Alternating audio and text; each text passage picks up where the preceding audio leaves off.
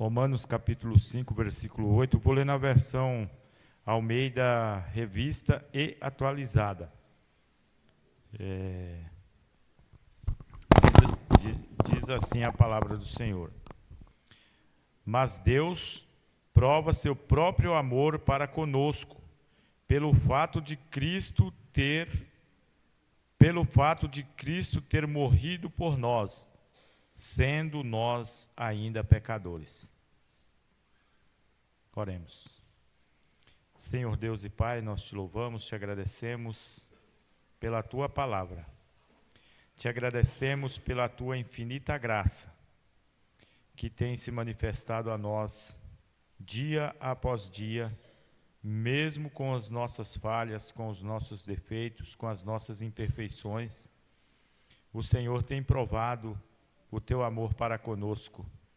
Ó Deus, muito obrigado. Quero neste momento me colocar diante do Teu altar, com toda a humildade, e te pedir que o Senhor conduza da maneira como o Senhor quer que a Tua palavra seja explanada nesta noite. Tu sabes que de mim mesmo nada sou capaz, mas com a Tua graça, com as Tuas misericórdias em meu favor, eu posso fazer grandes coisas. Usa-me, Senhor, nesta noite como instrumento de transmissão da Tua mensagem, para que todos nós possamos sair daqui fortalecidos e tendo sempre o desejo de estar crescendo na graça e no conhecimento do nosso Senhor e Salvador Jesus Cristo. Nós te louvamos e te agradecemos por tudo, em nome de Jesus. Amém. Bom, irmãos, eu gostaria de colocar como título dessa mensagem, uma pergunta. Como temos reagido à graça de Deus em nossa vida? Aí eu fico imaginando, muitas vezes, que nós estamos sempre procurando ou inventando alguma desculpa quando somos intimados, ou chamados para fazer algo na obra de Deus. Às vezes a gente põe uma desculpa numa faculdade, põe uma desculpa no trabalho, põe uma desculpa nos filhos, e assim a gente vai adiando, o nosso compromisso como cristãos na obra do Senhor. Eu sou suspeito de falar isso, mas os irmãos sabem que eu trabalho num local onde é um trabalho bastante pesado, muito cansativo, e mesmo assim, pela graça e misericórdia de Deus, eu consegui fazer uma faculdade. E durante o período em que eu estava fazendo a faculdade, eu nunca deixei de vir a uma escola bíblica por causa da faculdade, por causa dos trabalhos da faculdade, e nunca deixei de participar dos cultos noturnos também com a mesma desculpa. Então, disso eu tenho assim um orgulho muito grande, e sempre dou graças a Deus por isso, porque Ele me deu sabedoria naqueles momentos, E eu confesso para os irmãos que não foi fácil mesmo. Eu estava, no momento em que eu estava me lembrando desse tempo, eu me lembro que eu cheguei de manhã lá na empresa para trabalhar, e quando eu fui começar o trabalho, a gente tem que preencher alguns documentos lá. E quando eu fui preencher o documento para iniciar o trabalho, aquela folha de preenchimento estava no final. O rapaz que trabalhou anteriormente deixou toda preenchida e eu teria que abrir uma nova. E no momento em que eu fui abrir, eu me sentei lá no degrau da plataforma e comecei a escrever. E quando eu percebi, eu estava com os olhos fechados, como se estivesse dormindo e escrevendo. Aí, quando eu me assustei de repente com aquela situação, e falei assim, meu Deus, ainda bem que eu não estava operando a máquina e isso não aconteceu comigo naquele momento. Né? Não é fácil, mas a gente tem que sempre colocar em primeiro lugar, né, o reino de Deus. Esse é o ensinamento de Jesus Cristo. E por isso que eu pergunto aos irmãos, como nós temos reagido à graça de Deus em nossa vida? Né, o texto que nós lemos, apenas um versículo, ele faz parte de um contexto aqui, da justificação pela fé e a paz com Deus, né, que o apóstolo Paulo está tratando aqui, mas nesse momento ele coloca aqui uma conjunção adversativa e diz, mas Deus prova o seu próprio amor para conosco pelo fato de Cristo ter morrido por nós, sendo nós ainda pecadores. Né? A graça de Deus, ela como nós cantamos naquele hino do Inário para o Culto Cristão, o hino 193, que chama Maravilhosa Graça, né? Ela é imensurável e sem fim. Né? Nós não podemos mensurar a grandeza da graça de Deus em nosso favor. Para que os irmãos sintonizem aí do que Deus está falando conosco por meio da sua graça, eu vou citar alguns exemplos aqui de homens, né, servos que foram tementes a Deus e que nos momentos mais dramáticos que a sociedade, né, estava vivendo, Deus olhou para esses homens e falou, é você.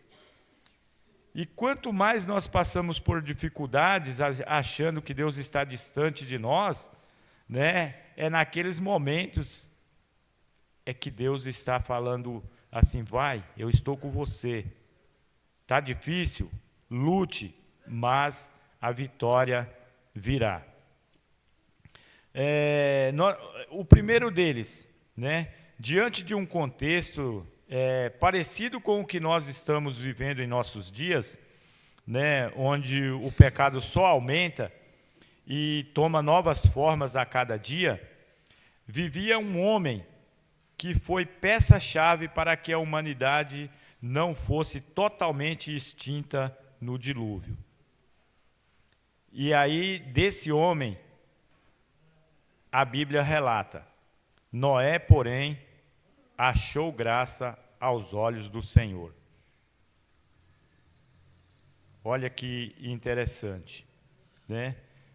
Outro exemplo, diante da inveja e dos maus tratos dos próprios irmãos, um homem se submeteu à escravidão, esperou o momento certo e viu o agir de Deus em tudo, para que toda a sua família fosse preservada no momento de escassez de alimento. E aí os irmãos vão lembrar comigo que essa pessoa, esse homem, é José. Né? Aí analisando assim, um relance assim, sobre a vida de José, né? Os irmãos imaginem, né, que situações ele enfrentou. Né? Hoje, na nossa sociedade, passar por uma situação como José passou e foi acusado, né, a gente imagina que seria muito pior o que ele teria sofrido, né, se fosse nos nossos dias, em que esse negócio de assédio aí está sendo colocado até nas empresas, né, até na nossa empresa lá, recentemente teve uma palestra sobre isso. Eles chamaram uma advogada para dar a palestra para falar sobre essa questão de assédio, né? E José foi acusado de assédio injustamente, mas Deus estava com ele e ele não questionou a situação. Ele foi preso e sempre onde ele chegava, Deus lhe mostrava uma oportunidade e mostrava a sua graça. E ele, confiante nessa graça, né, foi vencedor em todas as situações. Na casa de Potifar se tornou o mordomo, na prisão se tornou o carcereiro e depois no Egito ele se tornou um governador. E isso, providência de Deus para que ele e toda a sua família fosse salva da fome, né?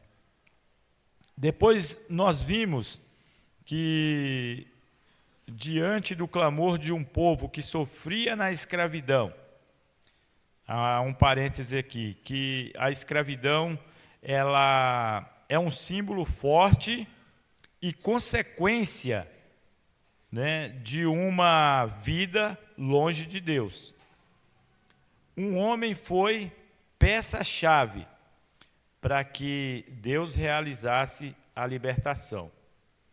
Aqui não quer dizer que Deus dependa de homem, né, para poder realizar os seus feitos, né? Mas ele sempre usa aqueles que lhe são tementes, né, nos momentos que ele quer agir, para que isso aconteça. Foi o caso que ele usou aqui esse homem. E o próprio Deus diz dele: conheço-te pelo teu nome, porque também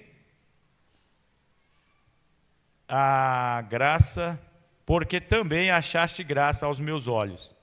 E aqui nós estamos falando de Moisés, né, que foi usado poderosamente por Deus para a libertação do povo da escravidão do Egito, né? E no Salmo 63, nós encontramos, esse salmo nós meditamos nele recentemente aqui, né, nos cultos de oração. O pastor Bruno tem usado bastante os salmos nas quartas-feiras, né? E nós temos aprendido bastante. E no Salmo 63 nós encontramos uma verdadeira expressão do reconhecimento do poder e da graça de Deus em prol daqueles que lhe são tementes, né? Especialmente lá no versículo 3, está escrito assim: a tua graça é melhor do que a vida, os meus lábios te louvam. Nós temos essa questão de querer ser reconhecidos, né? Se você fizer uma pesquisa em qualquer setor, né, de uma empresa, por exemplo, o maior desejo, né, das pessoas que trabalham ali é ser reconhecidas, né? E nas igrejas também, muitas vezes nós perguntamos, né, ou nós ouvimos os irmãos falando assim: mas eu faço isso, faço aquilo e não sou reconhecido, né? Isso faz parte do ser humano, né? Ele querer sempre ser reconhecido. Hoje pela manhã, né, na escola bíblica dominical, a Larissa fez aí aquele joguinho lá de resposta, né, um trem aí chamado Kahoot, como é que é? Aí nós participamos, né, e foi muito legal, mas a vontade de todos era ficar em primeiro lugar, né, de ser reconhecido como aquele que respondeu o maior número de perguntas, né? E a gente vê isso, faz parte do ser humano, de ser reconhecido. Mas e nós? Nós temos reconhecido, né, aquilo que Deus tem feito em nossa vida? Às vezes, eu paro e fico pensando, né, nas situações em que eu já passei, principalmente na minha fase de criança, adolescente. A gente não tinha nada nem para comer em casa. E às vezes eu ouvia a minha mãe, eu via, né, a minha mãe escondida num cantinho chorando, porque não tinha nada para dar para os filhos para comer. Mas mesmo assim Deus foi assim maravilhoso com a gente, né? E hoje eu olho para trás assim e vejo assim, como Deus é bom. Como a graça de Deus verdadeiramente tem se manifestado em nosso favor. Isso é reconhecer o agir de Deus em nossa vida, né? E de manhã também na escola bíblica, né, foi falado sobre isso, que a gente reclama de tudo, né? A exemplo dos israelitas que saíram do Egito através de feitos assim miraculosos do poder de Deus, e logo depois o primeiro obstáculo já começaram a murmurar, né? E tem gente que vê aquilo ali e fala assim, mas que povo ingrato. E nós agimos da mesma forma, como a irmã colocou de manhã, né? Às vezes reclamando da comida, reclamando que não tem, está faltando, às vezes falta luz, reclamando que falta água, né? E até tem uma brincadeira lá na empresa, né, que quase todo dia é frango. Aí tem uns colegas lá, né, que falam assim, eu já estou nascendo até pena de tanto comer frango, né? E isso é também uma murmuração, é uma reclamação, né? E se a gente pensar assim, quantas pessoas que não têm nem o frango para comer? Isso é também um modo de não reconhecer aquilo que Deus tem feito por nós, né? E qual ou quais têm sido as nossas expressões de reconhecimento diante da manifestação da graça de Deus em nosso favor?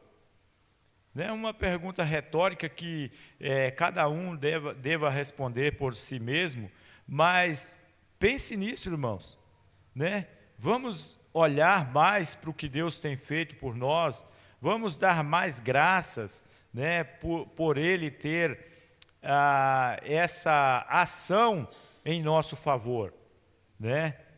A maior prova de tudo isso é a do amor de Deus demonstrado na cruz, né, em nosso favor.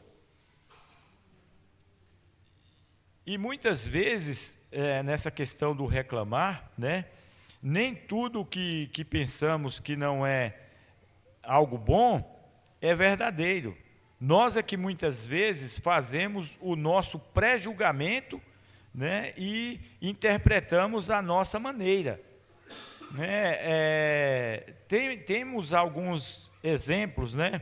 Eu me lembro de um exemplo que o pastor Samuel, o saudoso pastor Samuel, gostava muito de falar nas suas pregações, né, quando ele falava dessa questão de fé, de você orar, crendo que você vai receber. Ele usava o exemplo de uma campanha de oração feita lá no Nordeste para que chovesse, que estava há muito tempo sem chover, e os irmãos de uma determinada igreja lá fizeram uma campanha de oração para que Deus mandasse chuva, porque as plantas estavam morrendo, o gado estava morrendo. E aí, no dia em que ia finalizar a campanha de oração, não tinha ônibus naquele local, eles usaram um caminhão. E todos os irmãos subiram ali no caminhão para poder ir fazer, né, a finalizar a campanha de oração pela chuva. E, de repente, chegou uma menininha, né, de 6 anos mais ou menos ali, carregando um guarda-chuva. E aí os irmãos todos olharam espantados para ela e falaram assim, menina, para que esse guarda-chuva? Você não está vendo o sol? Aí ela falou assim, mas nós não estamos orando para chover? Né? Então a gente muitas vezes, né, está orando por uma determinada coisa, mas está agindo como se isso nunca fosse acontecer, né? E às vezes a gente ainda reclama, né, que Deus está demorando a nos atender, né? Então olhemos, né, para o exemplo dessa menina, né? Se está orando por chuva, né, logo você tem que levar uma capa de chuva ou um guarda-chuva, né, crendo que Deus vai responder. Temos um outro exemplo também, que muitas vezes eu já ouvi esse exemplo, em que uma fábrica de sapatos, recém-inaugurada, queria expandir as suas vendas. E ela contratou alguns vendedores, que seriam vendedores locais, e queria expandir para fora do país. E ela enviou 2 vendedores para um determinado país. E quando os 2 desceram do avião, logo eles começaram a observar a população ali. E um, observando, viu que ninguém usava sapato naquele país. Aí ele ficou cabisbaixo e falou assim, não, vou ligar para a empresa falar para suspender o envio dos calçados, porque aqui ninguém usa sapato. E aí o outro, logo que desceu, começou a observar e deu aquele sorriso. E falou assim, olha que maravilha, eu vou falar para a empresa dobrar a quantidade de sapatos, porque aqui ninguém usa sapato, então nós vamos vender muitos sapatos. Então você vê que 2 pessoas olhando para a mesma situação têm uma visão totalmente diferente da outra, e isso acontece nos nossos dias, em nosso meio, e em todos os setores da nossa sociedade. Às vezes, nós olhamos para uma determinada coisa e achamos que é ruim, e outro olha e acha que é bom, né? E Deus se manifesta nessas coisas, né? Mostrando para nós, né, que nós devemos olhar com muita seriedade para a sua obra. Eu me lembro que um irmão, logo quando eu estava começando a ir para a igreja, tinha um irmão lá que tocava muito bem. Ele às vezes nunca tinha visto um instrumento, ele olhava assim, via uma pessoa tocando um instrumento que ele nunca tinha visto, ele olhava, daqui a pouco ele ia lá e falou, irmão, posso ver? Posso pegar? E aí ele já tirava alguma nota musical daquele instrumento ali. Era um extraordinário músico. E aí esse irmão, ele era muito brincalhão, e uma vez foi uma missionária lá e ela falou assim, olha, vamos evangelizar, e nós vamos começar pelos vizinhos. Aí ele falou assim, ó, irmã, eu não sei não, mas esse vizinho aqui, eu acho que Deus nem olha mais para ele, que o homem é ruim, né? E aí, só que esse homem, de fato, ele era muito ignorante. E aí, quando a gente deu boa tarde para ele, ele já fechou a porta e entrou. Aí a gente não foi lá falar com ele. Mas, recentemente, né, uns 3, 4 anos atrás, conversando com o meu irmão, que mora lá, na mesma cidade até hoje, ele falou assim, olha, o seu Geraldinho também se converteu. Eu falei assim, que maravilha, né? Aquele homem que a gente achava que Deus tinha esquecido dele, por causa da sua ignorância, do seu jeito bruto de ser e de tratar as pessoas, né? Ele foi agraciado também pelas misericórdias do nosso Deus, né? Então, uma visão lá atrás que era negativa, hoje é uma visão positiva. Então, irmãos, nós precisamos, né, reconhecer a graça e a misericórdia de Deus em nosso favor a cada dia. E um exemplo assim que eu acho assim também bem interessante é o exemplo dos discípulos, aqueles 2 discípulos que estavam a caminho do local chamado Emaús. Os irmãos vão sintonizar aí, vão relembrar esse texto, né?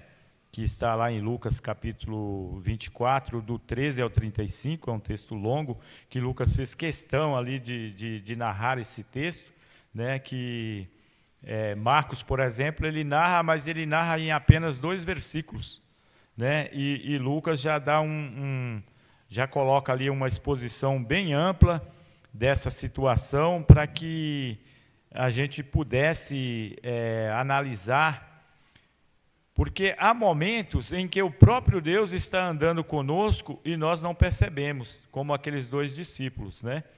E eles mesmos, né, no momento em que eles estavam andando e conversando entre eles, o próprio Jesus vem, se coloca no meio deles, começa a andar e começa a perguntar. E eles mesmos relatam assim, não, algumas mulheres, né, que do nosso meio, elas foram lá e disseram que 2 anjos apareceram para elas e falou que Jesus já não está mais morto, mas que ele vive. E alguns de nós também foram lá e viram que o túmulo está vazio, e mesmo assim eles continuavam incrédulos, né? E aí os irmãos lembram, né, que somente no momento em que eles foram à mesa, que Jesus orou e foi partir o pão, é que os seus olhos se abriram de fato e eles puderam ver que Jesus realmente havia ressuscitado dentre os mortos, né? Glória a Deus por isso, né?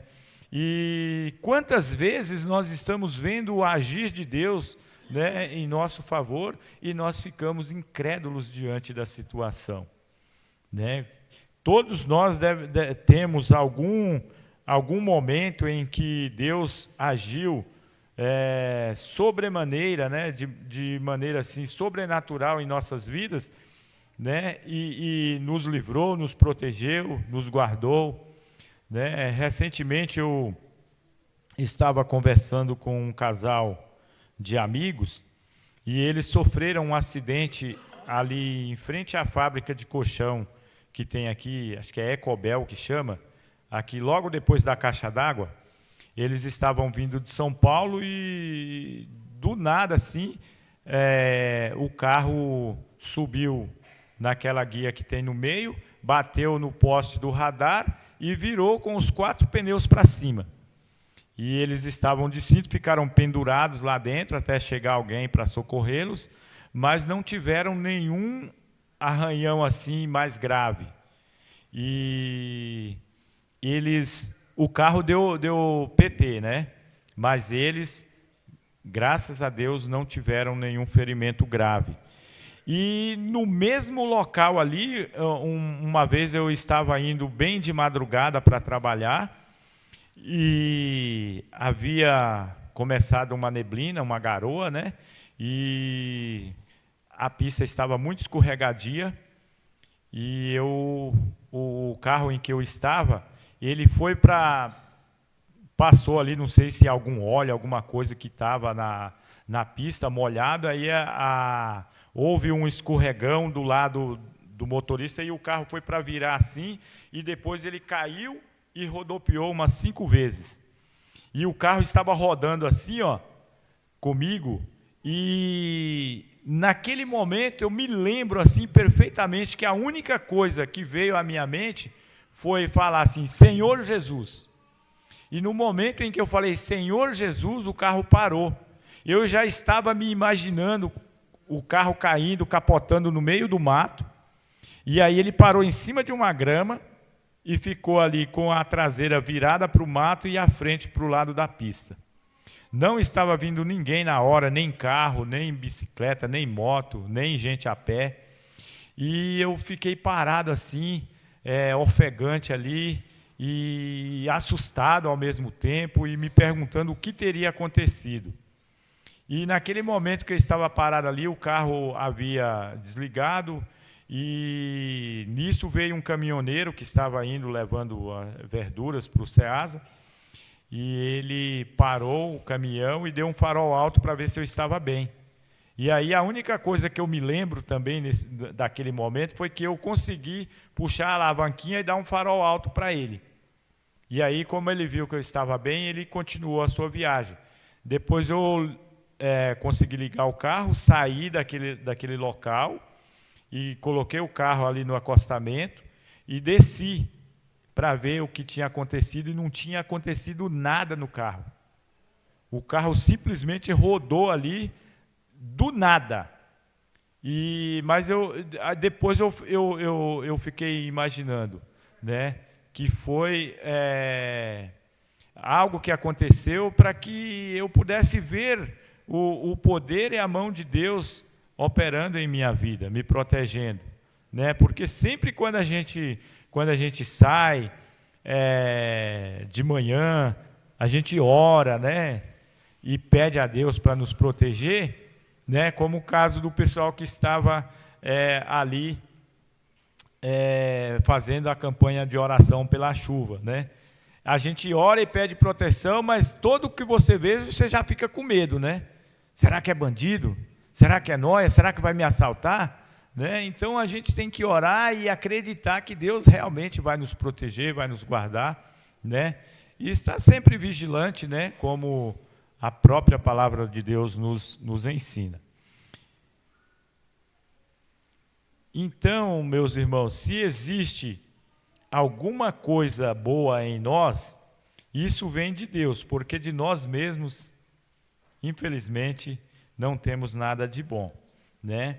Deus é de fato muito bom para salvar alguém como eu, né? O irmão Anderson citou aqui recentemente, né, na sua pregação, né? Ele falou assim: puxa, como é que Deus pode salvar uma pessoa como eu? Recentemente nós cantamos aí na cantata, até comentei com o irmão Hélio, que uma das letras, né, de todas as cantatas que nós já tivemos a oportunidade de participar, né, que mais me chamou a atenção foi a letra deste hino que nós cantamos aqui recentemente, que fala assim: sua graça é preciosa, pois salvou alguém como eu. Perdido fui, mas me encontrou. O meu viver mudou. Né? Então, quando eu cantava assim, quando a gente estava ensaiando aqui, que chegava nessa parte, era a parte que mais me tocava. Né? Porque, de fato, né, como Deus, a graça de Deus é preciosa para salvar alguém como eu. Né? E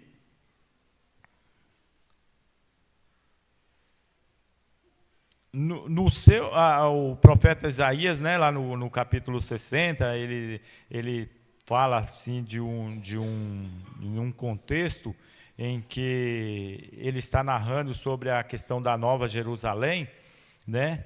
E tem uma parte lá no capítulo 60, versículo 10, que aqui eu estou parafraseando, que diz assim: no seu furor Deus pode até nos ferir, mas na sua graça Ele sempre tem misericórdia de nós. Né? Esse capítulo é extraordinário, irmãos. Depois leiam lá em casa, né, no seu momento de devocional, leia Isaías capítulo 60, né? E ele começa bem assim: levanta-te, resplandece, porque vem a tua luz, e a glória do Senhor vai nascendo sobre ti. Né? Como eu disse, né, ele está falando da glória da Nova Jerusalém, né, uma profecia ainda por se cumprir, e que também é relatada lá em Apocalipse. Né? E João, capítulo 1, versículo 14, o apóstolo João diz assim: e o verbo se fez carne e habitou entre nós, e vimos a sua glória, como a glória do unigênito do Pai, cheio de graça e de verdade.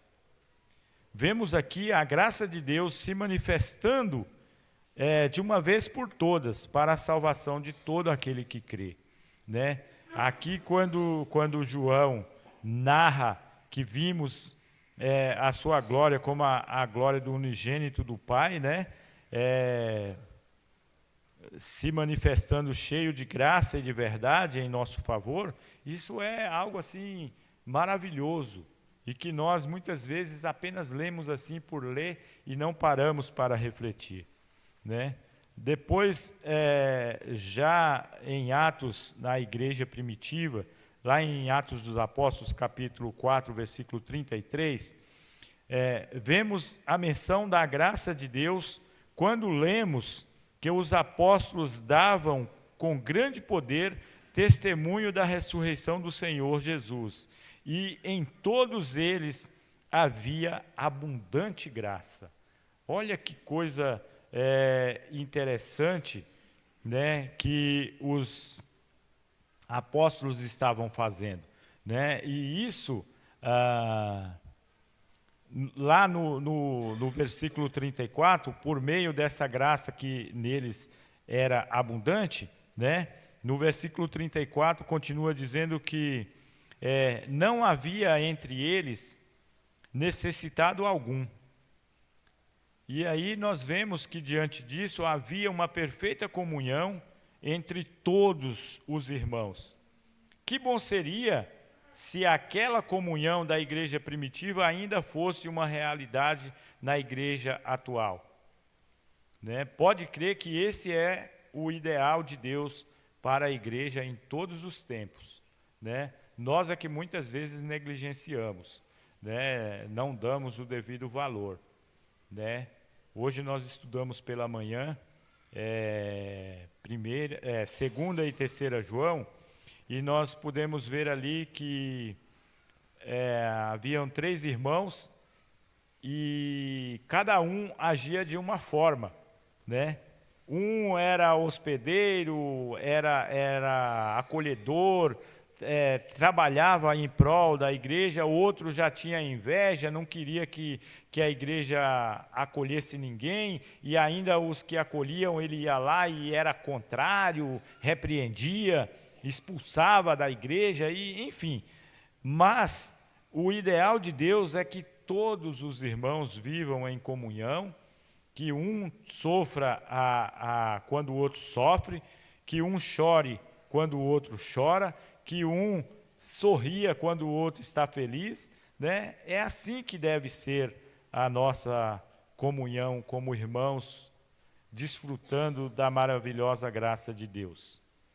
Lá em Romanos, capítulo 5, versículo 20, né, logo depois do que nós lemos, na parte B, diz que onde o pecado abundou, superabundou a graça. E aí muitas pessoas colocam esse versículo isoladamente, né, só essa parte do versículo, e quando nós lemos esse versículo isoladamente, ficamos muitas vezes seguros de nós mesmos, né? E achamos que podemos fazer toda e qualquer tipo de coisas que Deus vai nos perdoar, porque a superabundância da sua graça é maior que o nosso pecado, né? E não é bem assim que nós devemos agir. Devemos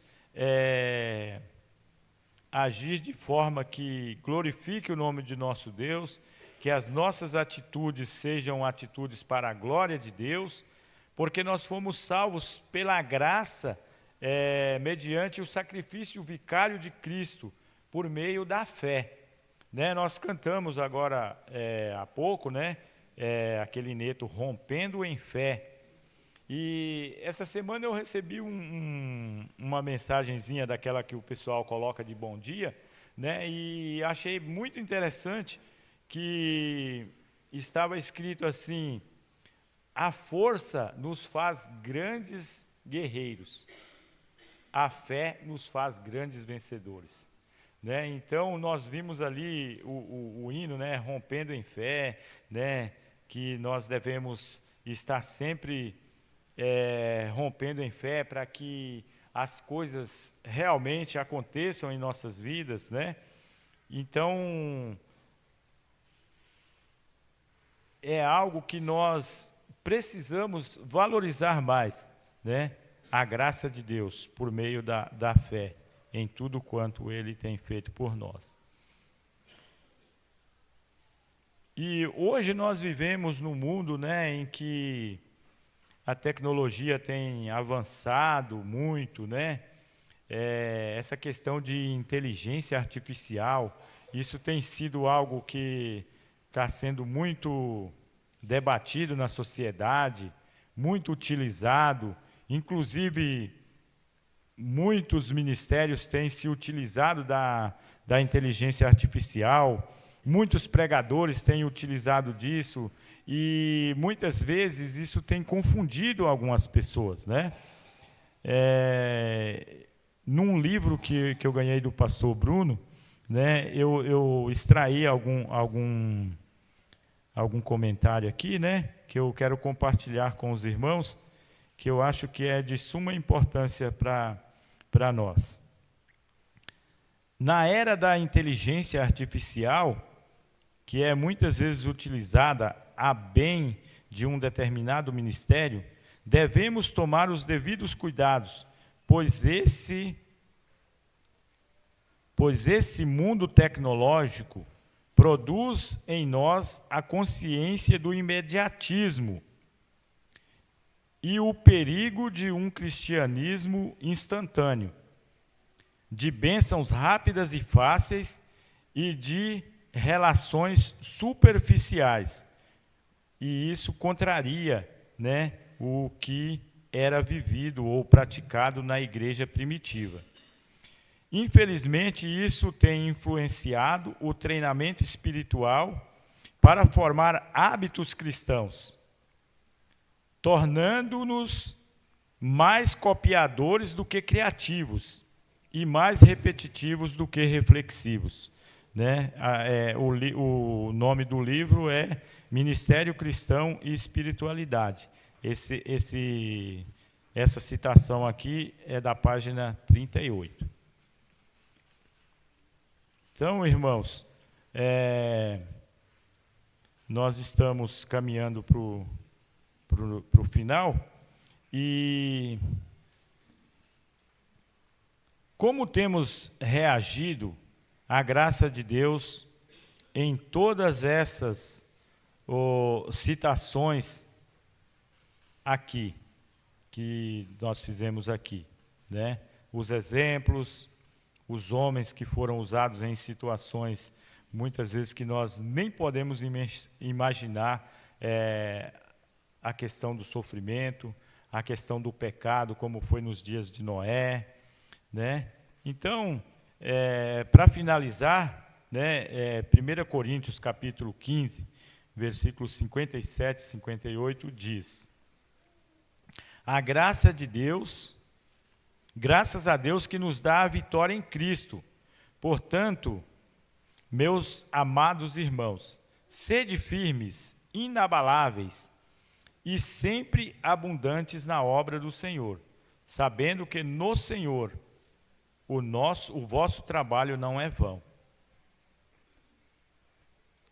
E aí de manhã nós vimos também uma colocação que eu achei bastante interessante, e muitas vezes eu mesmo já fiz isso, né, por exemplo, os irmãos do som ali, tá lá e mandando aqui as músicas, de repente para tudo, a primeira reação nossa é olhar para trás, né, para ver por que aconteceu, né? E às vezes a gente fala, poxa, o irmão está dormindo lá, não viu que o negócio apagou aí, e o irmão está lá se matando para poder, né, fazer o negócio voltar aqui, não consegue, e a gente reclamando, né? Então, irmãos, não censure o trabalho dos outros irmãos, a menos que você tenha certeza de que está praticando algo que é contrário aos ensinamentos bíblicos, né? Porque eu coloquei aqui, tem um colega nosso lá, né, que ele é sabe aqueles bem malandrões assim, que o pessoal fala dá nó até em pingo d'água, e aí às vezes as pessoas vão lá e vai puxar a orelha dele, né, vai dar uma bronquinha assim, aquela bronca, né, aí ele fala assim, me criticar é fácil, difícil é ser eu. Né? E muitas vezes nós agimos dessa forma, né? Nós criticamos muito as pessoas, mas não queremos estar no lugar delas, né? Então, irmãos, vamos trabalhar mais unidos, né, para o crescimento mútuo e o crescimento da obra de Deus, porque o apóstolo Paulo diz, né, sede sempre firmes e abundantes no Senhor, porque o vosso trabalho no Senhor não é vão, e isso faz parte, né, da comunhão, né? Trabalharmos unidos para o crescimento da sociedade, principalmente da sociedade chamada igreja, e da obra de Deus no mundo.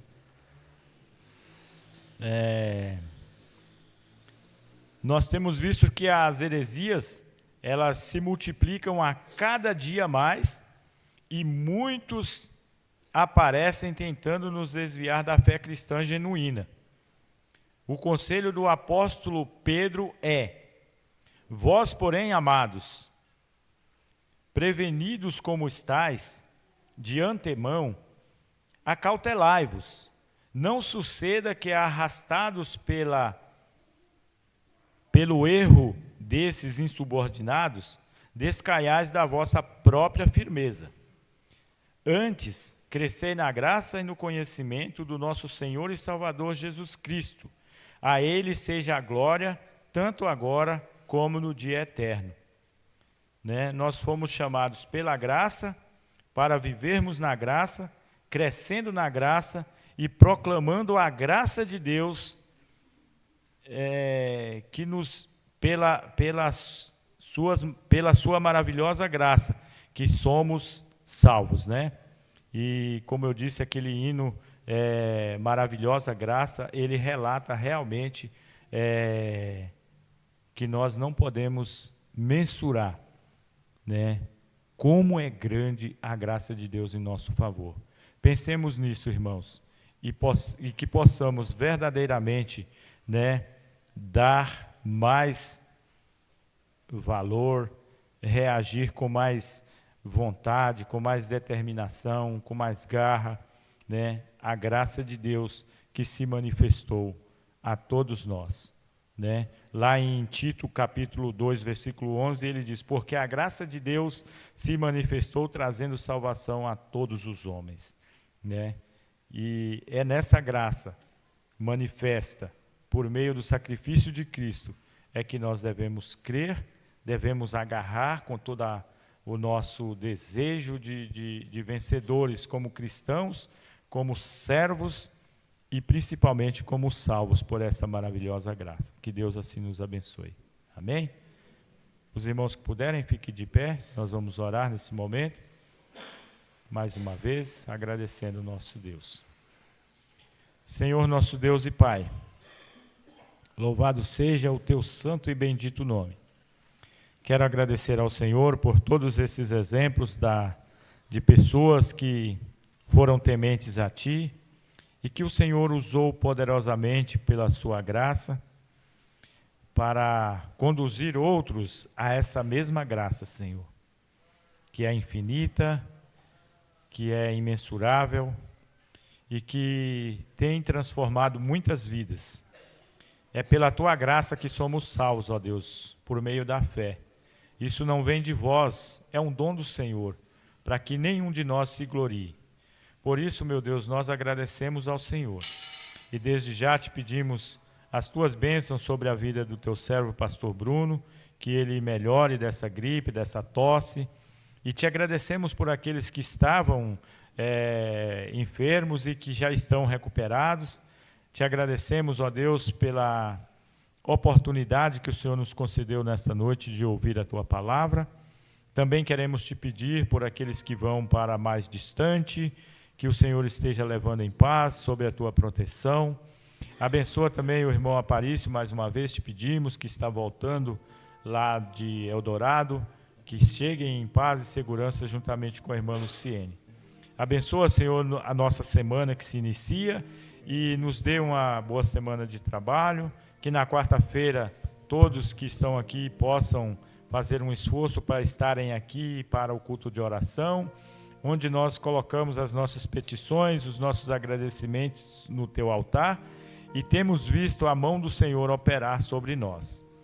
Ó Pai, de um modo todo especial, eu quero agradecer ao Senhor pela cirurgia da minha neta, da Manu, que correu tudo bem, a Tua mão poderosa agiu em seu favor. Eu agradeço imensamente ao Senhor por tudo isso e que a recuperação seja o mais brevemente possível e que ao retornar ali, ó Deus, para a avaliação médica, os médicos possam constatar que a cura está completa. Nós te louvamos, te agradecemos pela vida dos nossos irmãos da equipe de louvor e continuamos te pedindo, ó Deus, por cada ministério aqui, que o Senhor esteja abençoando e dando-nos a visão espiritual para que nós possamos fazer tudo para a honra e glória do teu santo e bendito nome. É o que nós te pedimos, agradecidos, em nome de Jesus. Amém.